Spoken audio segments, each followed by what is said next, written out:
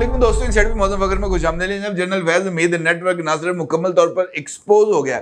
बल्कि इस नेटवर्क में शामिल तमाम सियासी और गैर सियासी किरदारों के नामों और कारनामों की तफसीलात chief of army staff general Asim Munir साहब तक पहुंचा दी गई हैं और अब मुमकिना तौर पर कोर कमांडर्स के गैर मामूली इजलास और वहां पर किए जाने वाले फैसलों की रोशनी में इन तमाम किरदारों के खिलाफ जनाब बिला तफरीक बगैर ये सोचे हुए कि जनाब बंदा किस पोजीशन पे है या इसके पास कौन सी पोजीशन रह चुकी है, जनाब सबको ना सिर्फ नपा जाएगा बल्कि सबकी संगी के ऊपर अंगूठा रखकर उसको दबा भी जाएगा। इसका मतलब ये है कि इस शिकंजे से अब कोई बचेगा नहीं। और ये बात भी बहुत ही ज्यादा अहमियत की हामिल है कि जनरल फैज हमीद नेटवर्क में शामिल जो तमाम सियासी या गैर सियासी किरदार हैं उनको जनरल फैज हमीद साहब के साथ ही न सिर्फ शरीक के जुर्म समझा जाएगा बल्कि उनको सहूलतकार और मंसूबा साज डिक्लेयर करके करार वाकई सजा भी दी जाएगी।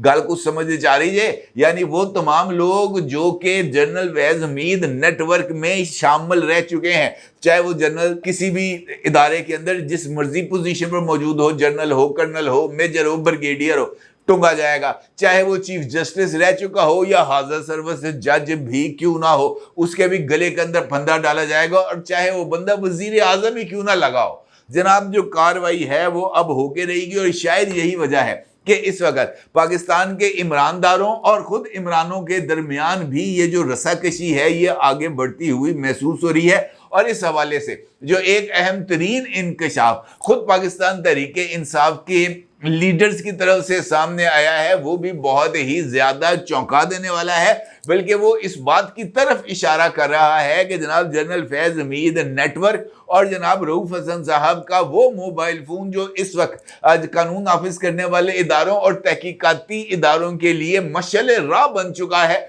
उस मोबाइल फोन से हासिल होने वाली मालूमात बहुत सारे लोगों को कैफरे किरदार तक पहुंचाने के लिए काफी हैं। ये जो इंकशाफ जिसका मैं आपके साथ जिक्र कर रहा हूं ये किसी और तरफ से नहीं बल्कि जनाब रऊफ हसन साहब की तरफ से ही सामने आया है। और चूंकि उनका मोबाइल डाटा और वहां पर मौजूद जो तफसीलात हैं वो इस बात को इस्टेब्लिश कर रही हैं कि रऊफ हसन साहब कौन कौन से खेल के अंदर किस किस के साथ शरीक अमल रहे हैं, लिहाजा रऊफ हसन साहब के लिए अब बहुत सारी मालूमात का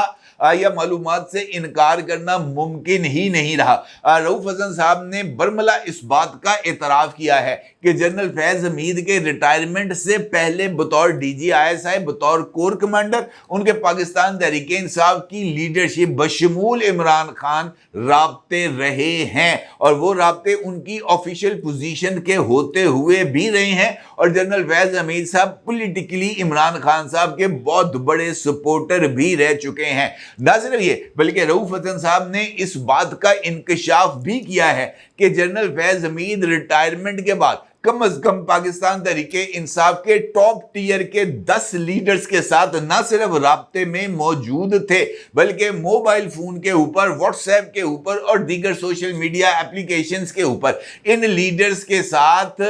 इंटरेक्शन भी करते थे और उनको मुख्तलिफ मामलात पर टिप्स भी देते थे। रऊफ हसन साहब ने इस बात का भी एतराफ़ किया है कि जनाब जनरल फैज हमीद खुद रऊफ हसन साहब के साथ भी राब्ते में थे और उनको उनके साथ मुकम्मल तौर पर इंगेजमेंट रऊफ हसन साहब की थी। रऊफ हसन साहब ने इस बात का एतराफ़ भी किया है कि जनाब जनरल फैज हमीद साहब के साथ उनके कई मरतबा टेलीफोनिक कॉन्वर्सेशन भी हुई है और रऊफ हसन साहब ने ये इंकशाफ करके इमरान खान के गले में फंदा भी डाल दिया है कि रिटायरमेंट से पहले भी जनरल फैज हमीद का इमरान खान के साथ राब्ता था और रिटायरमेंट के बाद भी जनरल फैज हमीद का इमरान खान के साथ राब्ता था। ना सिर्फ ये बल्कि खैबर पख्तूनख्वा के वजीर आला जनाब अली अमीन गंडापुर साहब ने हालिया दिनों में मोहतरमा महर बुखारी साहब के साथ गुफ्तगू में भी इस बात का इतराफ़ किया था कि अब भी जनरल फैज हमीद जो है वो वजीर आला खैबर पख्तूनख्वा से वजारत आला का हल्फ लिए जाने के बाद भी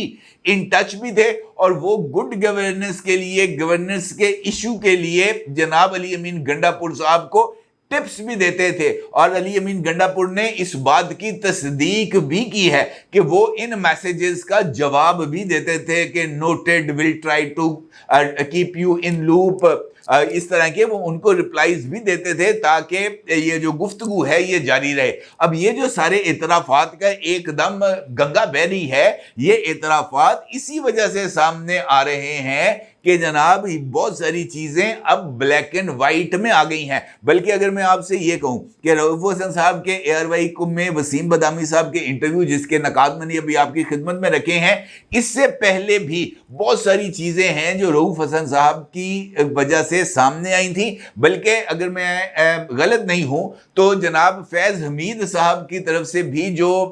इंकशाफात हो रहे हैं तहकीकाती इदारों के सामने, वो भी बहुत ही ज्यादा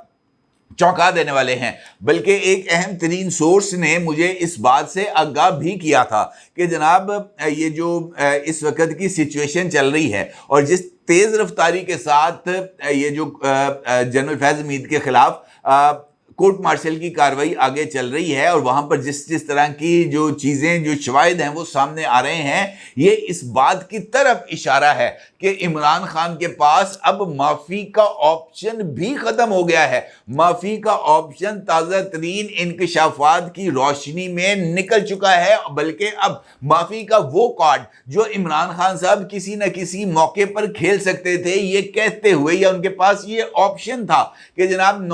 9 मई के वाकयात को जो कुछ हुआ वो एक गलती थी, सैफ था, नौजवानों का जो है वो जोशीलापन था, जिसकी वजह से वो लीडरशिप के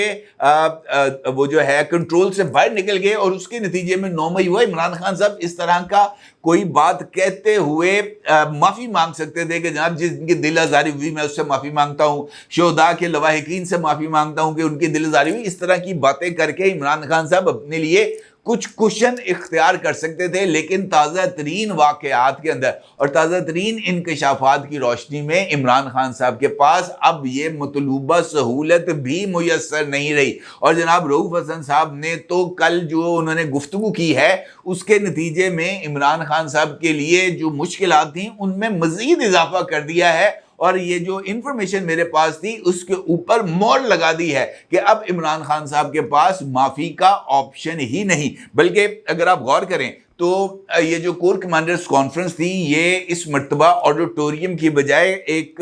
वो जो नहीं है तो उनका मीटिंग रूम वहाँ पर हुई है। और इस कोर कमांडर्स कॉन्फ्रेंस के अंदर बतौर ख़ास इसके इलामिये में जिस तरीके से एहतसाब का जिक्र किया गया था, तो ये बात आउट ऑफ क्वेश्चन है कि एहतसाब का जिक्र हो रहा हो, फौज अपने निज़ाम एहतसाब के ऊपर फ़ख्र कर रही हो, इस बात का इजहार कर रही हो कि जनाब हमारा निज़ाम एहतसाब ना सिर्फ बहुत ज़्यादा ताकतवर है बल्कि हमारा निज़ाम एहतसाब ये बात नहीं देखता कि एहतसाब के शिकंजे में जो आ रहा है वो जर्नल है कि कर्नल है। तो इसका मतलब ये है कि अगर एहतसाब की बात हो रही है, एहतसाब के मौसर होने का जिक्र किया जा रहा है, तो ये बात मुमकिन नहीं है कि जनरल फैज़ हमीद साहब के खिलाफ की जाने वाली कार्रवाई को किसी भी तौर पर इस गुफ्तगू से बाहर रखा गया हो। और इम्कान यही है कि जनरल फैज़ हमीद साहब की तरफ से किए जाने वाले इन तमाम इंकशाफात की रोशनी में इस बात पर भी तबादला ख्याल किया गया हो कि मुस्तकबिल में मुमकिन तौर पर जनरल फैज़ हमीद साहब के खिलाफ क्या कार्रवाई होनी है, किस तरह की उनको सजा दी जानी है, और क्या इस सारे वाक़यात के अंदर वो तमाम किरदार जिनकी तफसीलात मैंने आपको बताया कि चाहे वो जुडिशरी से हैं और चाहे वो किसी भी जो है वो डिपार्टमेंट से ताल्लुक़ रखते हैं, चाहे वो किसी भी फील्ड से ताल्लुक़ रखते हैं, उनके खिलाफ कार्रवाई होनी है। और अगर आपको याद हो तो इसी प्लेटफॉर्म से मैंने आपको इस खबर का भी जिक्र किया था कि लाइन लगी हुई है मुतासरीन फैज़ की कि जनाब हमारे साथ ये हुआ, हमारे साथ ये हुआ, हमारे साथ ये हुआ, हमारी शिकायत का भी अजाला किया जाए, हमारी भी रिकवरी कराई जाए। इस तरह की सूरत हाल का सामना है वहाँ पर। तो ये मुमकिन नहीं है कि वो तमाम लोग जो जनरल फैज़ हमीद साहब के साथ अलाइंड थे और जनरल फैज़ हमीद साहब के साथ मिलकर ये पूरे का पूरा स्टेज सजा रहे थे, वो इस सारी सूरत हाल से बाहर रहें। अहम तरीन ज़राए ने इस बात का इंकशाफ भी किया है کہ جنرل فیض حمید صاحب نے محترمہ بشرا بی بی صاحبہ کو عمران خان کے قریب کرنے میں بھی بہت بڑا رول پلے کیا تھا، اور ایک جو ان کے جو اسسٹنٹ تھے جنرل صاحب کے، انہوں نے ان اسسٹنٹ کو اس حد تک آگے بڑھایا تھا کہ بشرا بی بی ان کو اپنا پیر تصور کرنے لگ پڑی تھی، کیونکہ وہ تمام چیزیں تو نیٹ ورک میں موجود تھیں، کون کس کے ساتھ بات کر رہا ہے، کیسے بات کر رہا ہے، تو وہ جو کچھ ہونے جا رہا ہوتا تھا بشرا بی بی اس کی پیش گوئی کرتی تھی عمران خان کو، اور جب وہ سب کچھ ہو جاتا تھا تو عمران خان کا بشرا بی بی کے اوپر اعتقاد بڑھ جاتا تھا۔ اب اس طرح کی بھی اطلاعات مل رہی ہیں کہ عمران خان صاحب سے پہلے محترمہ بشرا بی بی صاحبہ کو جو ہے وہ کسٹڈی میں لیا جائے گا، اور محترمہ بشرا بی بی صاحبہ سے ان تمام معاملات کے اوپر، خاص طور پر کس طریقے سے جنرل فیض حمید نے بشرا بی بی کو استعمال کیا عمران خان صاحب کے حوالے سے، یہ تمام تفصیلات بھی اکٹھا کی جائیں گی اور بشرا بی بی صاحبہ سے اس حوالے سے سوال و جواب کیے جائیں گے۔ اب یہ جو تمام تفصیلات ہیں یہ بہت ہی زیادہ اہمیت کی حامل ہیں موجودہ صورتحال کے اندر، اور خاص طور پر عدلیہ میں موجود کرداروں کی وجہ سے جنرل فیض حمید کی انوالومنٹ۔ اور میں آپ سے، اگر آپ کو یاد ہو تو آپ کے ساتھ اس بات کا ذکر کر چکا ہوں کہ جس وقت اسلام آباد میں شارع دستور پر سفید پتھروں سے بنی ہوئی عمارت کے اندر کوئی اہم مقدمہ زیر سماعت ہوتا تھا ریٹائرمنٹ کے بعد، اور وہاں پر کسی بھی حوالے سے کوئی فیصلہ ہونے جا رہا ہوتا تھا، اور خاص طور پر اس موقع پر جب اسلام آباد ہائی کورٹ بھی شارع دستور پر جو ہے وہ شفٹ ہو گئی تھی، قریب آ گئی تھی، اپنی پرانی بلڈنگ سے نئی بلڈنگ میں ٹرانسفر ہو گئی تھی، تو اس وقت